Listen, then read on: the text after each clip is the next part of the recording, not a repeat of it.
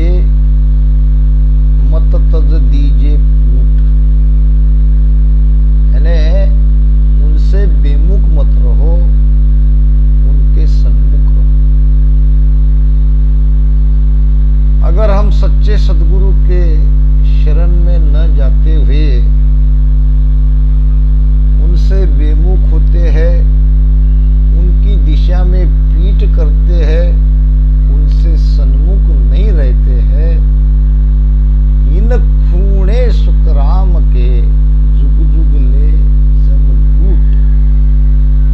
खून नाम दोष, इस दोष के कारण युगों युगों तक काल छोड़ेगा नहीं और जन्म मरण में आना पड़ेगा। अब शिष्य गुरु महाराज को प्रश्न कर रहे हैं, गुरु शिष्य संवाद है, आइए देखते हैं।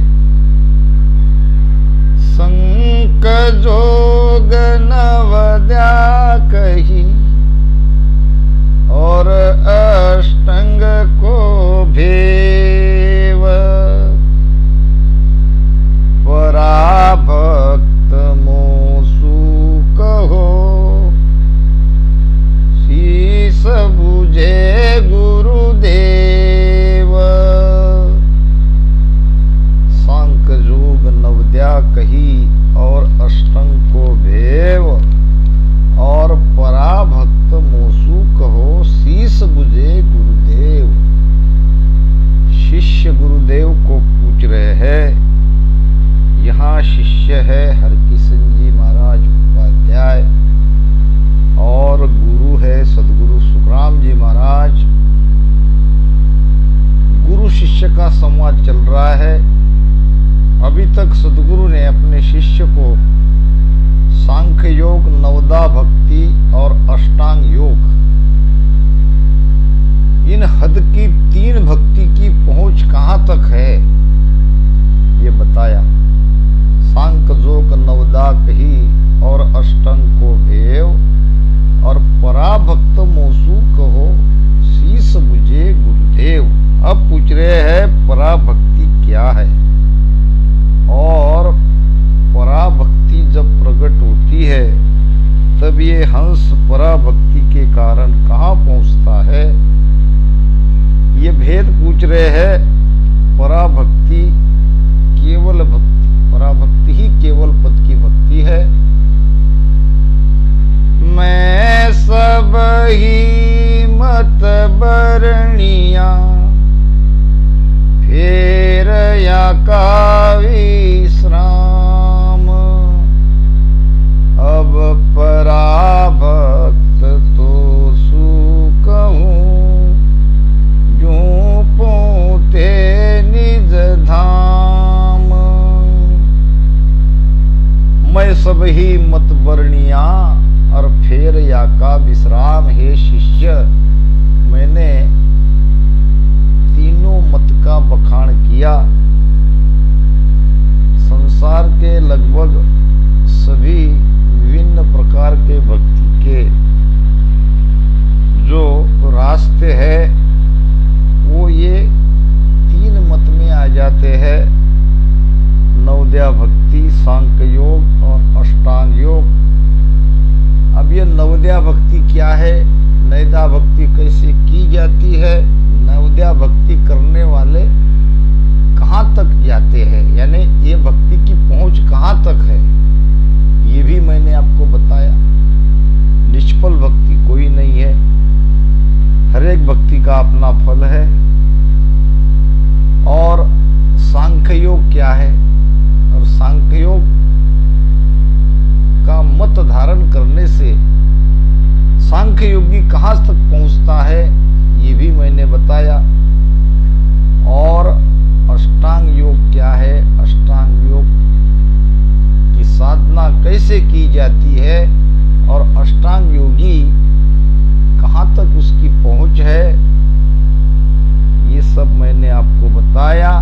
फेर या का विश्राम, फेर या का विश्राम यानी ये कहाँ तक इनका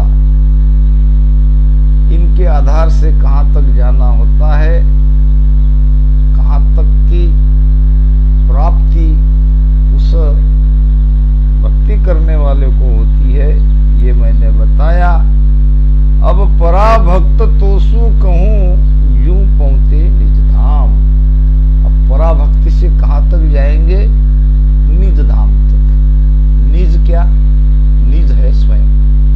स्वयं क्या? स्वयं की आत्मा।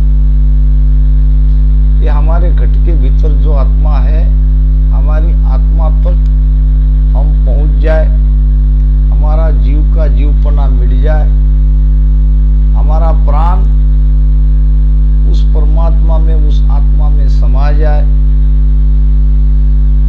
तो पराभक्ति का वर्णन आगे महाराज जी अपने शिष्य को बताने वाले हैं, जो हमारे लिए बहुत आवश्यक है, क्योंकि हम पराभक्ति की साधना कर रहे हैं।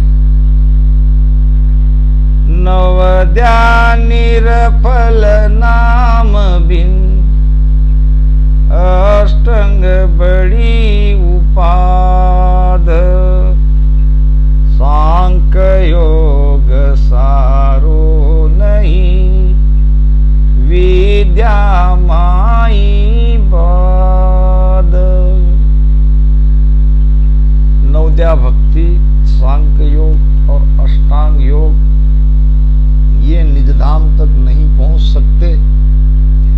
क्या कारण है? तो नवद्या निर्फल नाम भी। नवद्या भक्ति में नाम की महिमा नहीं है, और कलयुग में तो नाम ही महत्वपूर्ण है। कलयुग केवल नाम आधारा, और सिमर सिमर दन उतरे द्वारा। तुलसीदास भी इसकी साक्ष्य दे रहे हैं, महाराज भी अपने भूर्की ग्रंथ में कह रहे हैं, कलियुग को धर्म राम नाम है, और धर्म नहीं चाले के सुखराम जके कर्म हीना राम सिमरता पाले। जो अभागी है, जिसका कर्महीन है, वही राम नाम को टालेंगे। नहीं तो जो भाग्यवान है, इस कलयुग में जिनको मनुष्य जन्म मिला है, वो राम नाम की ही साधना करेंगे, राम नाम का ही रटन करेंगे, और यही फलदायक है। नवद्या निर्फल नाम बिन अष्टंग बड़ी उपाध। अब अष्टांग योगी में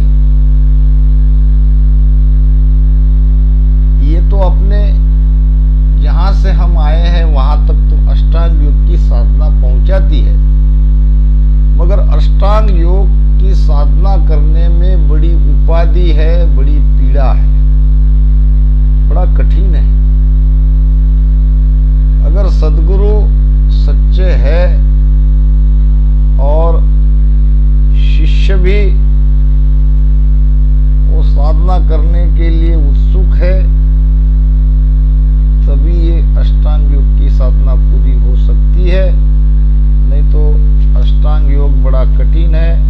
महाराज कहते हैं, शिष साजे गुरु भेद बतावे, दोनों तड़ा बराबर ख्वावे। जब ही जोग चढ़े निर्वाणा, भृगुटी लगे समाधि ध्याना।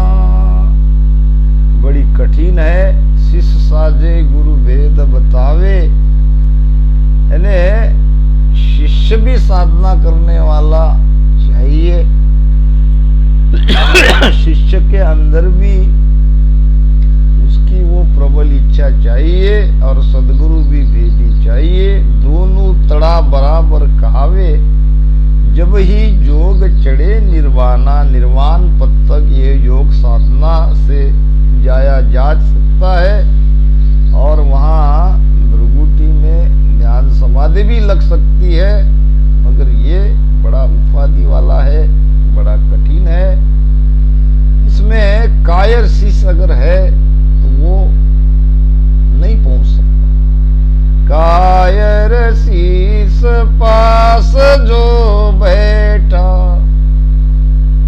बहुत ज्ञान पण हुए न सेटा।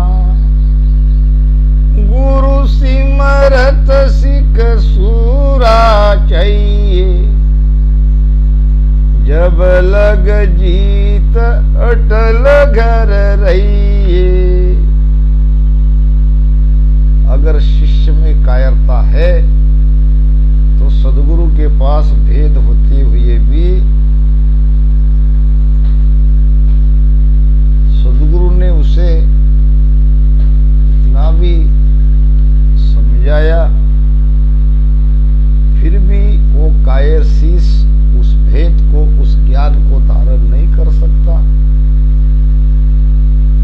अष्टांग योग की साधना में सदगुरु समर्थ चाहिए और शिष्य शूरवीर चाहिए।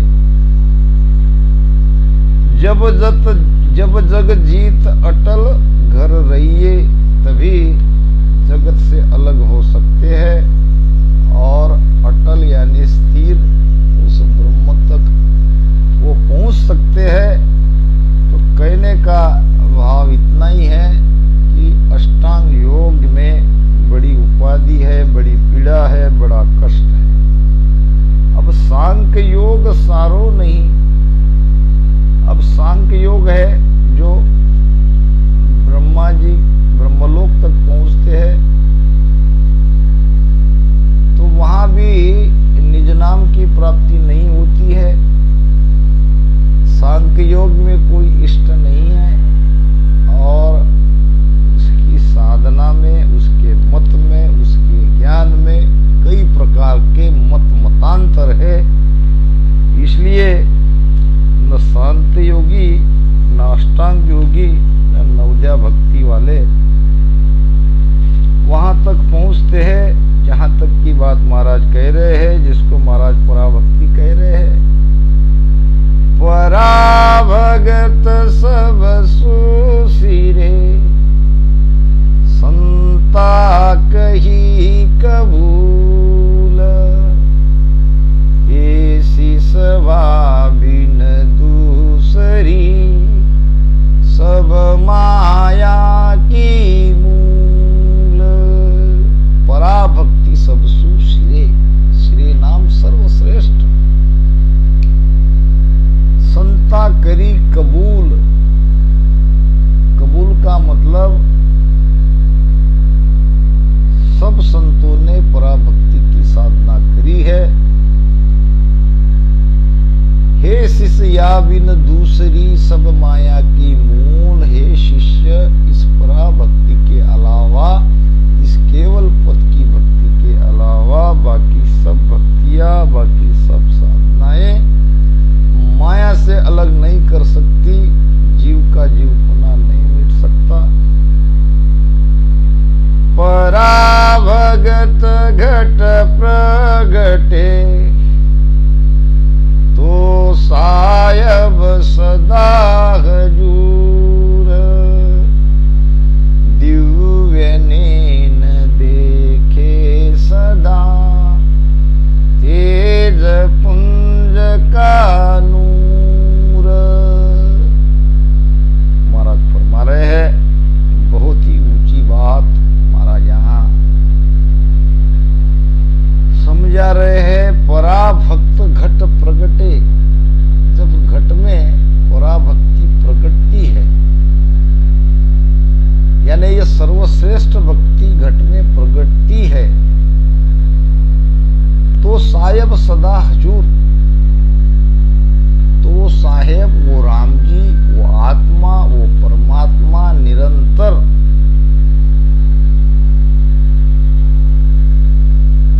हम उनका आनंद लेते हैं। तो सायब सदा हजूर, दिव्य नैन देखे सदा। अब उस राम जी को कैसे देखा जाता है? दिव्य नेत्र से।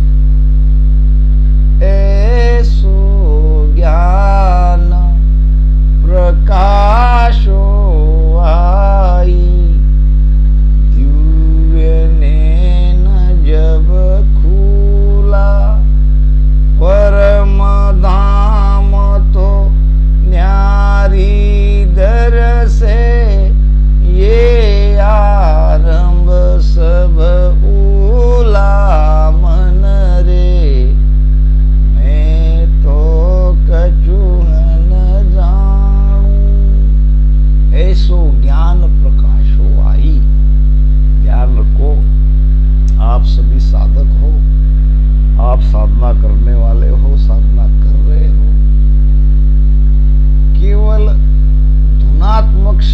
साथ में सुरती लगी है, इतने आधार से आप परम पद में पहुंच गए, आप उस सर्वश्रेष्ठ पराभक्ति को पा गए, आप मोक्ष में चले गए हैं, ये भूल से नहीं समझना। क्योंकि प्रमाण आ रहा है वाणी में, दिव्य नैन देखे सदा तेज पुंज का नूर। वो परमात्मा का जो तेज पुंज, वो प्रकाश है, वो अनंत कोटि सूर्य का प्रकाश है, वो दिव्य दृष्टि से दिखाई देता है। यहाँ सुरती का काम नहीं है। तब हम कह सकते हैं कि हम जीते जी उस परम पद में पहुंच गए। महाराज कहते हैं, अनंत भाण अविनाशी शोभा, सुरत निरत सैया चालिए जोबा, अड़ा पिंगड़ा सुखमण नारी, हाय वारो रूप जय, वारो रूप निहारत हारिये, मारा गुराजी राधे सचालो ये सैया मारी। तेज पुंज का नूर कैसा है?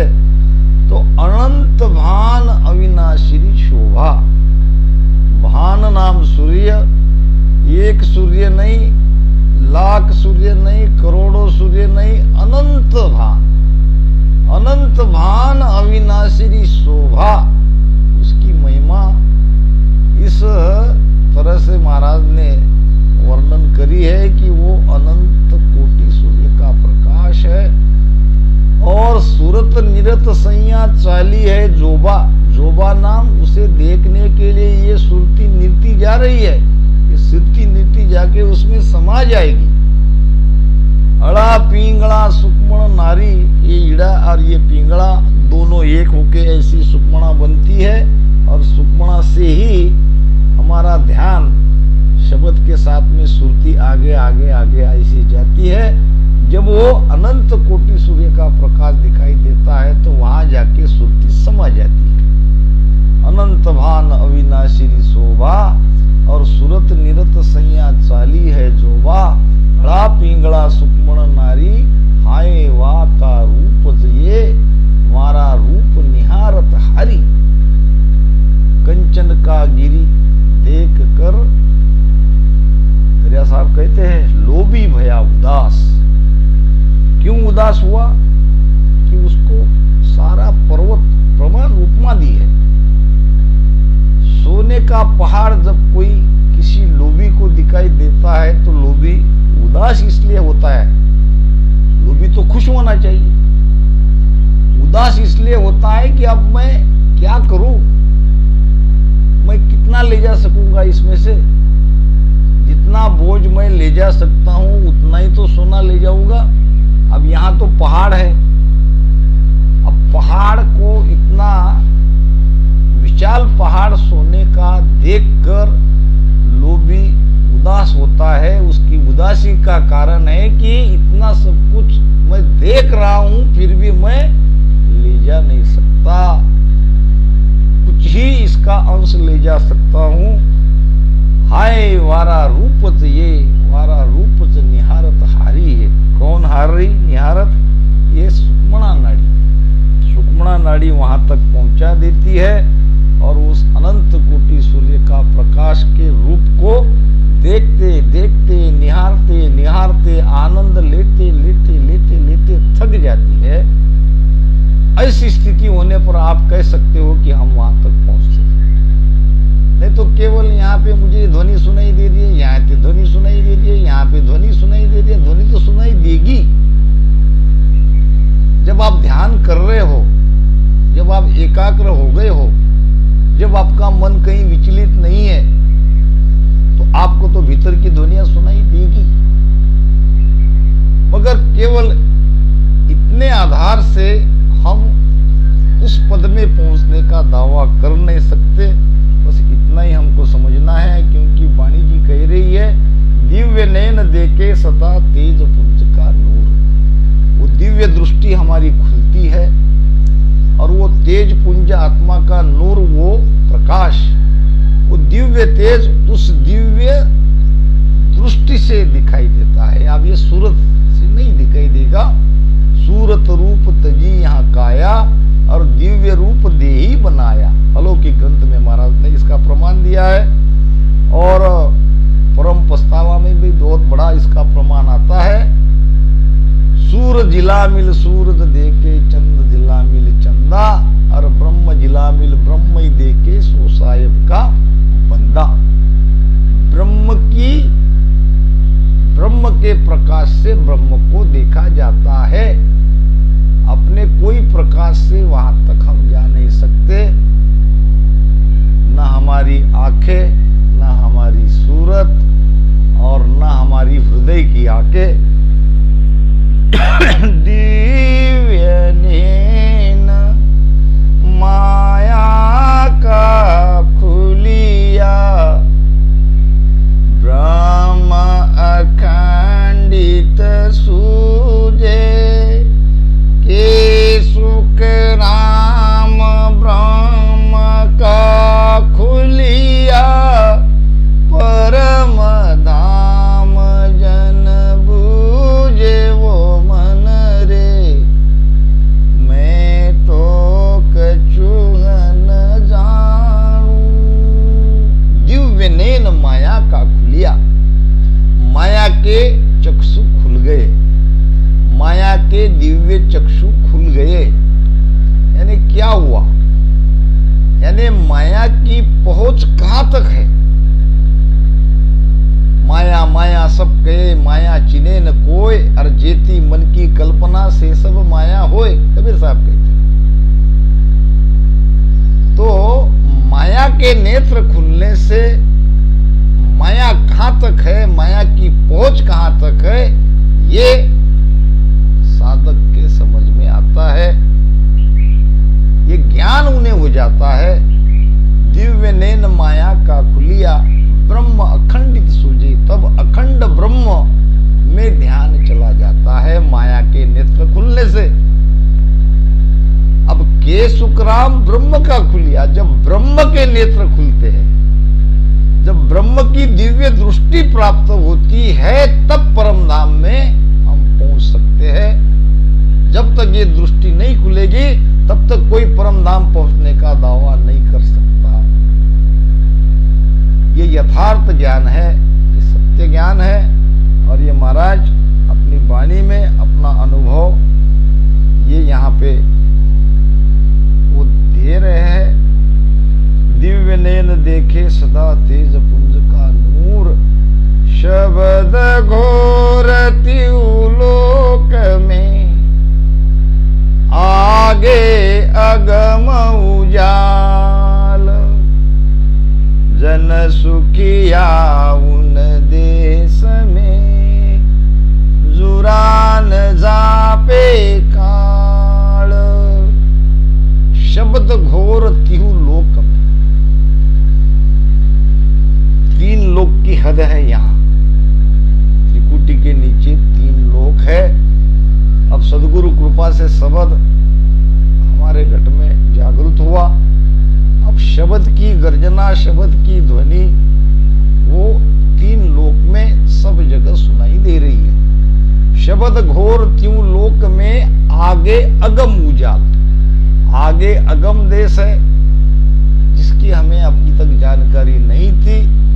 उस देश का वो दिव्य प्रकाश दिखाई देना शुरू होता है। महाराज कहते हैं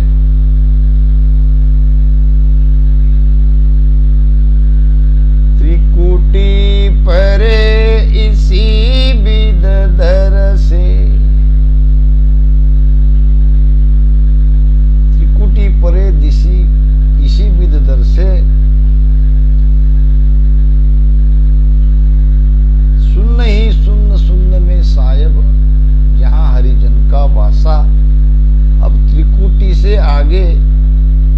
उजाला दिखाई देना प्रारंभ हो जाता है और फिर आगे शून्य में पहुंच जाते हैं और शून्य में जाने के बाद ब्रह्म में पहुंच जाने के बाद आगे अपने स्वरूप में, अपने दिव्य प्रकाश में, अपने आत्मा में प्रवेश होता है, जिसको परम पद कहते हैं, इसी को सत्स्वरूप आनंद पद कहते हैं।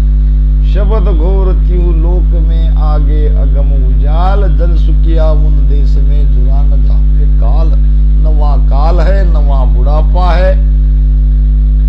कब? जब आगे अगम उजाल, उस अगम उजाला में, वो प्रकाश में हम जब सुरती से वो सब देखते हैं। यहां तक की बात तो सुरती सब कहेगी, ऐसा नहीं है ये प्रकाश तो सुरती कहेगी। यहां जो 13 लोक है, 13 लोक का अनुभव भी सुरती कहेगी, मगर उस दिव्य, उस आत्म स्वरूप का प्रकाश सुरती नहीं कह सकती। वो आत्मा के प्रकाश से ही उसको देखा जाता है। जैसे सूरज झिलान, सूरज देखे सूर्य के प्रकाश से सूर्य को देखते हैं, और चंद्र के प्रकाश से चंद्र को देखा जा सकता है। उसी प्रकार से ब्रह्म के प्रकाश से ही ब्रह्म यानी हमारी आत्मा जो परमात्मा है, वो उसी के प्रकाश से देख सकते हैं। तो महाराज आगे अब शब्द की यात्रा कैसी प्रारंभ होगी ये बताएंगे। अब इन्हीं शब्दों के साथ यहाँ वाणी